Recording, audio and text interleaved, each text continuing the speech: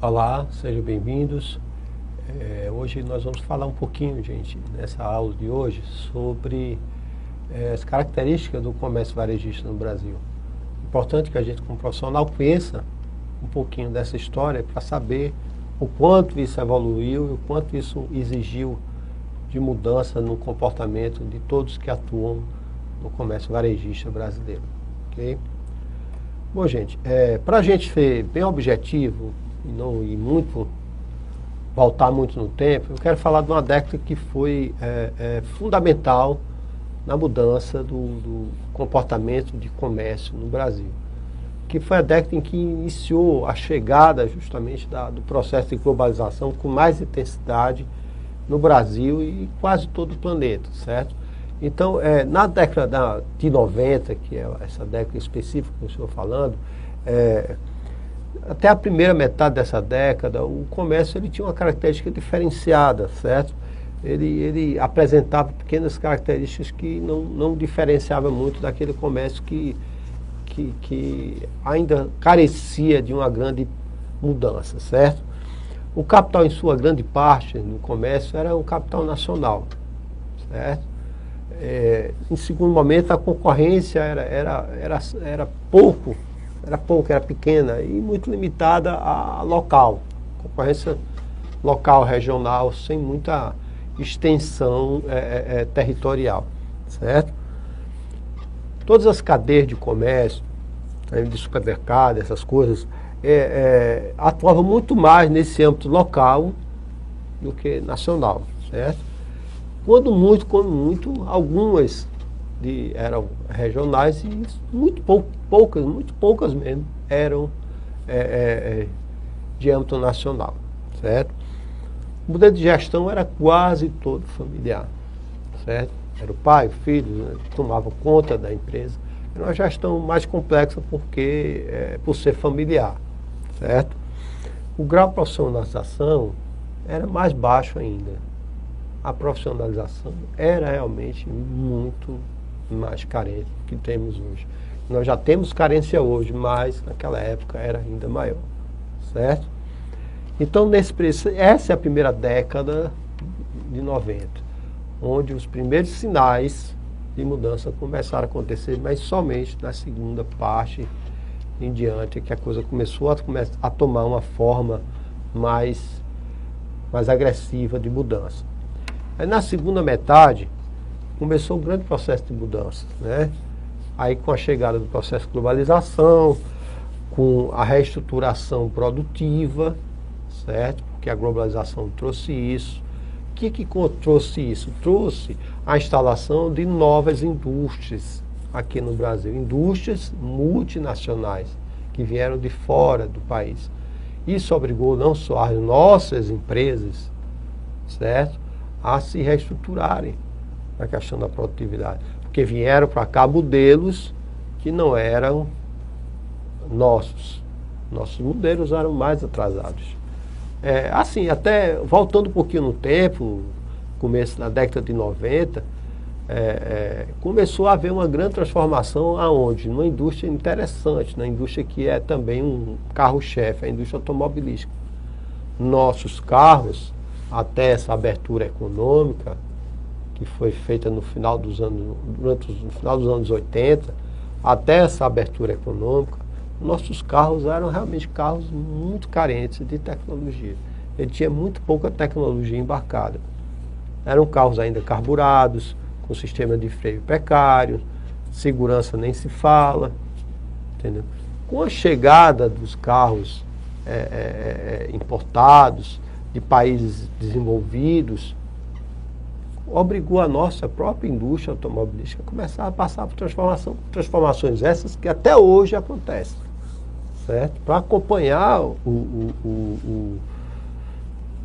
a tecnologia dos outros. Eu não posso ofertar um produto que tenha 3 tecnologias para conviver com um produto que tem 10 tecnologias. Eu tenho que adaptar o meu produto a essa realidade. E o Brasil passou por essa reestruturação produtiva quando chegaram essas indústrias, começaram a se instalar aqui. Hoje nós temos indústrias automobilísticas multinacionais instaladas no Brasil, produzindo muito, Mas as indústrias originalmente, as originais que estavam aqui no início, antes desse processo, elas tiveram que passar por grande reestruturação. Isso, gente, não se fala só no Brasil. Nos Estados Unidos, por exemplo, houve uma grande mudança nisso. A Ford e a General Motors, que eram grandes indústrias, eram símbolos do poderio americano, elas passaram por processos pesados de reestruturação. Chegaram realmente a caminhar para fechar a fábrica, porque não acompanharam o crescimento, o desenvolvimento do setor, principalmente no mundo oriental, né? Principalmente nos grandes tigres orientais, que começaram a produzir carros de qualidade, com segurança, com uma série de coisas. Isso é um exemplo que eu estou mostrando a vocês, que faz parte do comércio. Tudo se transformou, tudo passou por transformação. Estou falando do exemplo, claro, que é o exemplo da indústria automobilística, que está bem claro para a gente. Dá para a gente olhar os carros e ver que essa transformação aconteceu. Certo? Nessa época também houve o começo de uma estabilização econômica. Certo?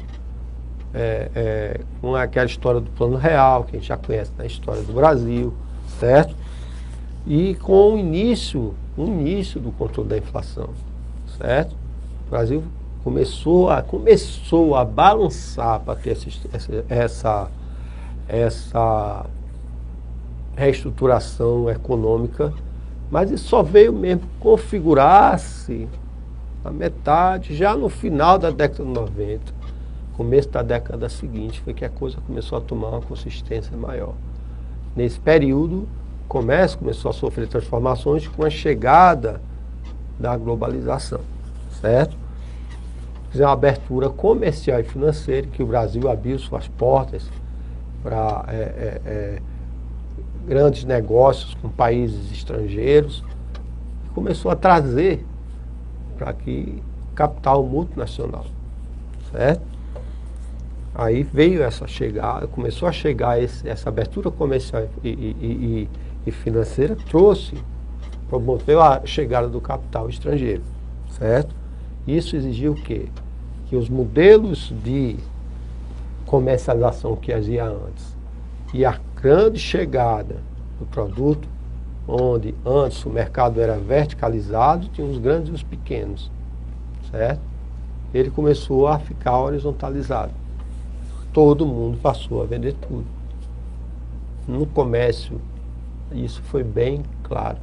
Essa mudança tornou bem evidente, certo? Então isso ampliou o quê? A competitividade. Quando hoje ninguém tem mais exclusividade em vender um produto sequer. Todos têm acesso a vender o que quiser. Então isso gera o quê? Uma mudança muito grande.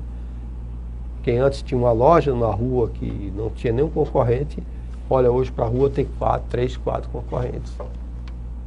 E ele tem às vezes que concorrer com pessoas, com outras empresas que são predadoras. E quem é o principal elemento dessa concorrência? Quem é que vende? Quem é que põe o dinheiro dentro da empresa, gente? É o vendedor, gente. Então, está aí o elemento importante nesse processo. Você que é vendedor, você que quer ser vendedor. E é um processo, gente, que não parou. Essa velocidade, ninguém sabe quando ela vai diminuir, certo? Passou-se uma crise mundial recentemente. Isso interferiu na nossa economia? Não. Nós continuamos crescendo e vendendo, certo? Porque a melhora da qualidade de vida de muitas pessoas geraram mais consumidores, fazendo surgir mais classes consumidoras. Mais classe consumidora, mais gente a comprar, mais gente no comércio, mais vendedor trabalhando. Certo? Então, olha como a coisa está interligada. Certo? Aí começou também, gente, nessa época, a segunda metade da década de 90, o fim da gestão familiar. É preciso saber, gente, que muitas empresas fecharam por causa desse modelo de gestão familiar.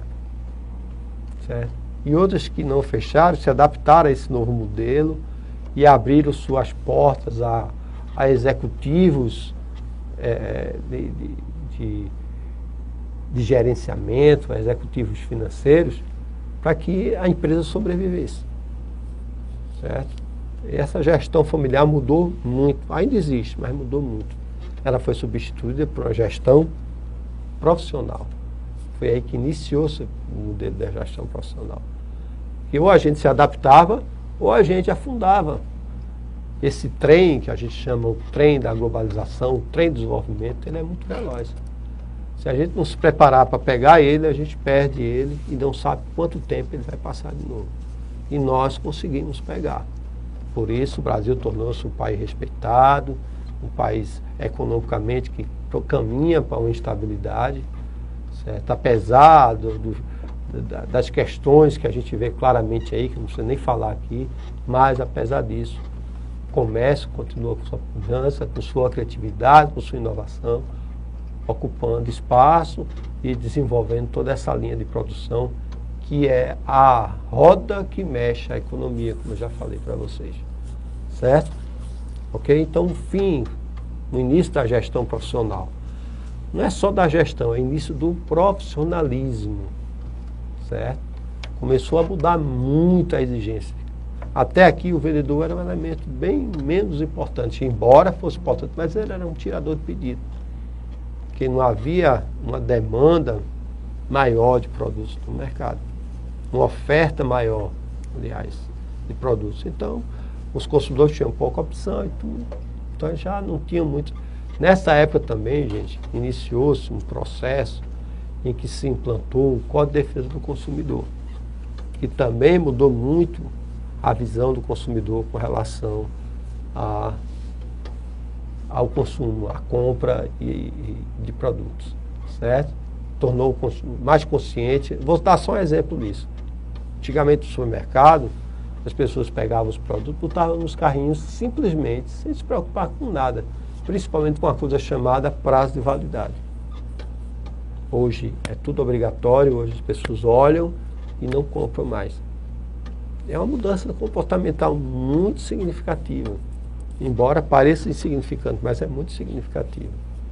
O consumidor está aprendendo cada vez mais a buscar seus direitos e a consumir de forma inteligente. E aí é onde entra o papel desse novo vendedor. Colaborar para que esse consumo inteligente aconteça. Certo? Vamos lá. Vamos lá, gente. Vamos ler aqui juntos para a gente dar uma refletida, certo? A partir da segunda década dos anos 90 e até hoje, o comércio varejo passou por uma grande transformação e continua passando. Algumas aconteceram em grande velocidade, tornando a vida do consumidor mais fácil, aumentando a oferta de produtos e locais de compra, assim como instrumentos financeiros facilitadores do processo. Novos modelos de ambiente surgiram e os já existentes passaram por grandes mudanças. Vamos ver aqui, gente, qual foi as grandes conquistas, as grandes inserções na área de comércio nos anos 90, certo? Embora já houvesse antes, mas esse setor ele passou por mudanças muito grandes, certo? Por exemplo, vamos falar de shopping centers, né, que é hoje o top de comércio, hoje o que mais se fala em termos de comércio é shopping centers, certo? Eles surgiram inicialmente nas maiores capitais, certo? E ofereceram uma nova forma de consumir e provocou uma grande mudança no comportamento do consumidor. É um segmento que está sempre crescendo e inovando permanentemente, certo? São os shoppings, que tem algumas características, gente, que é preciso que a gente veja aqui neles, certo? Só um instante. Ok? Vamos ver aqui um pouquinho os números, certo? Dos shoppings no Brasil, segundo a Associação Brasileira dos Shopping Centers. Informações que eu peguei aqui na internet e estou colocando para vocês lerem, certo? Em números até 2014, ainda sem terminar o ano, isso aqui deve ser do começo, né? Então, total de shoppings, 501 shoppings, ok? A inaugurar em 2014, 30 shoppings, né? Número previsto para dezembro desse ano, 531 shoppings. Área bruta locável em milhões de metros quadrados, 13.145.000 metros. Área construída em milhões de metros quadrados, 31,59 milhões de áreas construídas. Vagas para carros, 749.000 vagas. Lojas total, 87.000 lojas. Lojas âncoras, 2.620. Mega lojas, 1.746. Lojas satélites, 75.000. Lazer, 873. Lojas de serviço, 6.985. Salas de cinema, 2.415. Certo? Empregos gerados, hoje, diretos, 856.000 empregos. Certo? É quase a população de uma capital. 856.000 empregos. E isso continua crescendo. Esse número que a gente vê aqui de 531, ou de shoppings previstos para 2014, ele está mudando.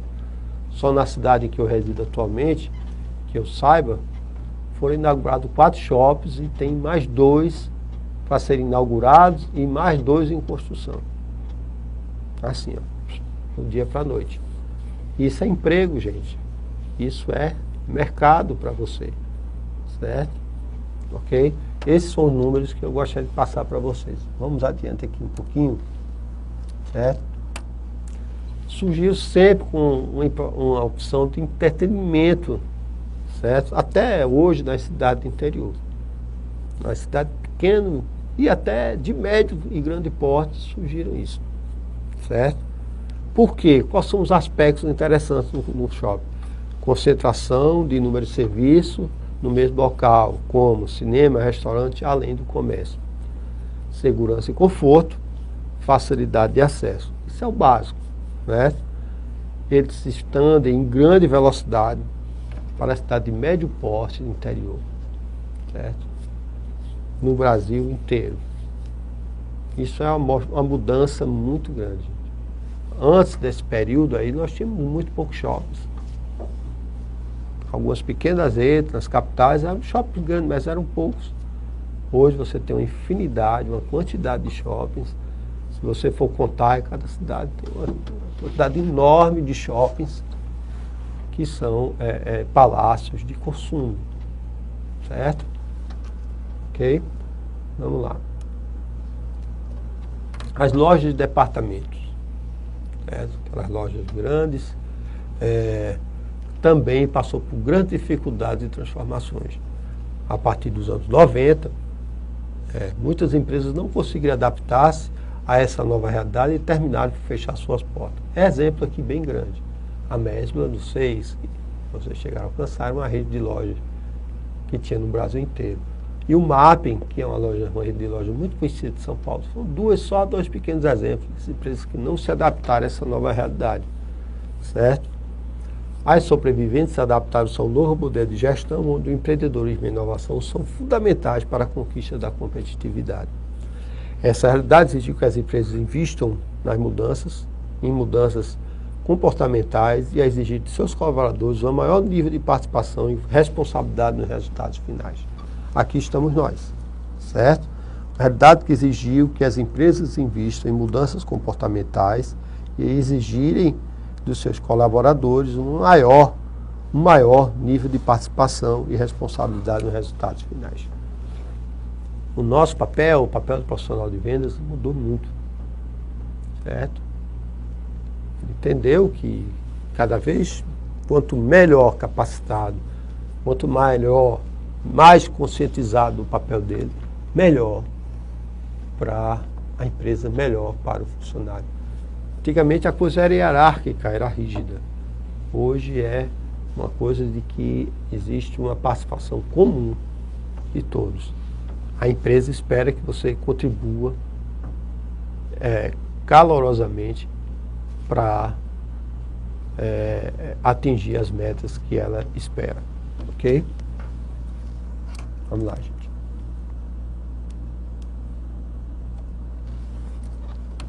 Outro setor muito interessante, supermercado. Quando se fala em mudança e modernização no comércio, pós anos 90, o segmento de super e hipermercados é referência em vários sentidos. O setor de autosserviço sofreu inúmeros impactos, deixando de ser caracterizado pelo predomínio do capital nacional para uma gestão por uma gestão familiar e por empresas de médio porte com atuação regional. Até 1990, para ter uma ideia, só havia uma rede multinacional supermercadista no país. Uma rede somente, até 90. Hoje, existem várias, certo? As mudanças aconteceram em grande velocidade e também muitas empresas que não conseguiram acompanhá-las fecharam suas portas, certo?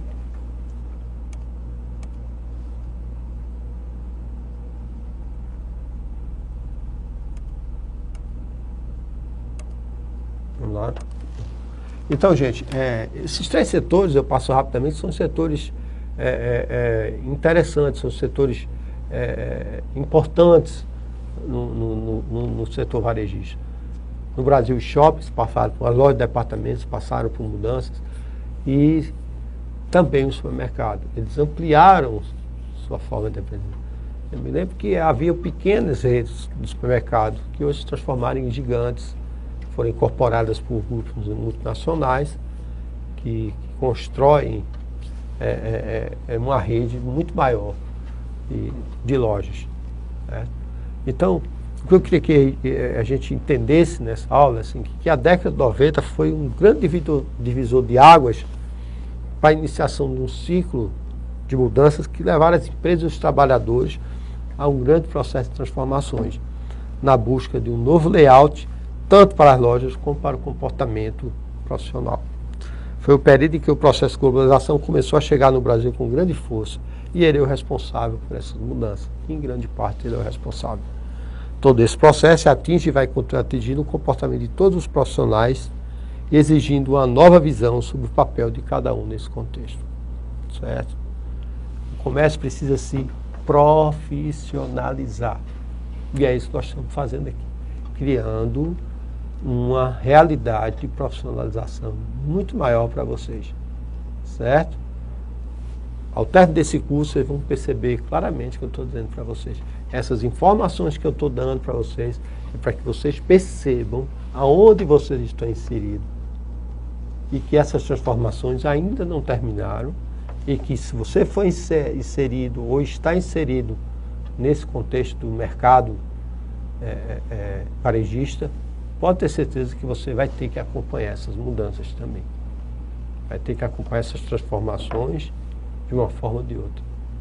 Caso não seja assim, caso você não acompanhe, você está realmente no caminho de ser colocado como uma peça de museu que está ali.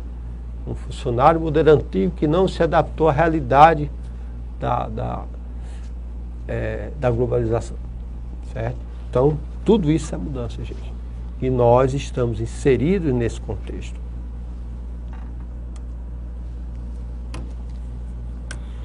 O vendedor volta a repetir, olha gente, às vezes é repetitivo as coisas aqui, mas é que eu preciso formatar essa ideia na cabeça de vocês. Deixa de ser um tirador de pedido e deve estar preparado. Certo? O vendedor, por exemplo, deixa de ser um simples tirador de pedido e devem estar preparados para entender e atender o cliente e suas necessidades, passando a ser um verdadeiro consultor. Esse novo perfil exige dos profissionais que atuam ou pretendem atuar no setor um novo pensamento e comportamento muito mais profissional. Vender hoje tornou-se uma profissão onde se deve ter excelentes conhecimentos sobre o que se vende, a quem se vende e como se vende. A venda deve ocorrer em um ambiente de vantagem mútua, comprador e vendedor, sem, no entanto, perder o foco do resultado qualitativo. Então vamos ver aqui, gente, excelentes conhecimentos sobre o que se vende, a quem se vende e como se vende, certo? Essa é uma exigência hoje do novo profissional de comércio. Se fugir a isso, gente, eu estou realmente fadado a não manter meu emprego e a nunca ter uma renda suficiente para me satisfazer, certo? Tornou uma profissão muito mais aguçada, tornou muito mais exigente o profissional. Esses que estão vendedores, daqui a pouco eles vão sair do mercado, vão ficar os que realmente são vendedores. Esses ocuparão espaço. Os que não, aqueles que estavam ali porque eu não tenho outra coisa para fazer, eu estou aqui. vão perder seu emprego bem rapidinho, a menos que se adapte à realidade, que vá atrás de se capacitar, de se envolver, de participar, de mostrar resultados. Aí sim, aí esse fica no mercado. O restante, gente, é sempre bom a gente relembrar, certo? Que o grande problema hoje no Brasil, por exemplo, é a falta de pessoas capacitadas, certo? Por quê? Porque durante muitos anos, como o comércio era muito suscetível à questão da pouca oferta de produtos, o vendedor também sofria essa questão. Ele ficou dentro desse contexto sem se desenvolver, sem crescer. Agora, saindo desse contexto, numa velocidade boa, e temos que correr agora atrás de recuperar o que a gente deixou para trás. Não precisa mais a gente entender o trabalho como uma obrigação ou até como escravidão. Portanto, entender o trabalho como uma ferramenta de crescimento, a única que a gente tem. Não dá para fazer de conta que não é com a gente. Certo? Nós temos que acordar para essa realidade. Certo? O comércio exige cada vez mais pessoas muito capacitadas, muito conscientes, muito envolvidas, para que tudo converja na única razão de existência de uma loja. Quem é a única, qual é a pessoa que é a única razão? É simplesmente o cliente. Sem ele nós não somos absolutamente nada. Tudo que nós vamos fazer aqui é tentar virar a visão de vocês para o cliente interno da sua empresa e o cliente externo. Caso contrário, nós não vamos, de nada vai adiantar todo a transmissão desse conhecimento para vocês. Pode ter certeza que as coisas não vão mudar, certo? E que a gente não vai passar num processo menor que esse. Ele vai ampliar cada vez mais. Formação, informação, educação continuada para o trabalho, certo? Vou repetir até que a gente se conscientize. Essas características rápidas que eu passei para vocês aqui de mudança, elas estão inseridas no contexto. Essa dinâmica não muda. Há milhares de empresas produzindo e há milhares de pessoas querendo comprar. Certo? E essa produção chega para a gente, para passar para o consumidor. Nessa cadeia nós estamos de frente para o principal personagem da história, que é o consumidor. Não tem outro caminho. Podem ter certeza, gente. É incansável dizer isso para vocês, mas é necessário que vocês coloquem na cabeça de vocês definitivamente isso. Eu preciso me qualificar continuadamente para manter meu emprego, para manter minha capacidade de gerar renda. Ok, gente? A aula de hoje termina aqui. Eu agradeço a vocês estarem presentes aqui com a gente, conversando, certo? Espero que tenha sido boa aula e o resultado final disso seja um bom conhecimento adquirido. Ok, gente? Por hoje é só e até a próxima aula. Muito obrigado.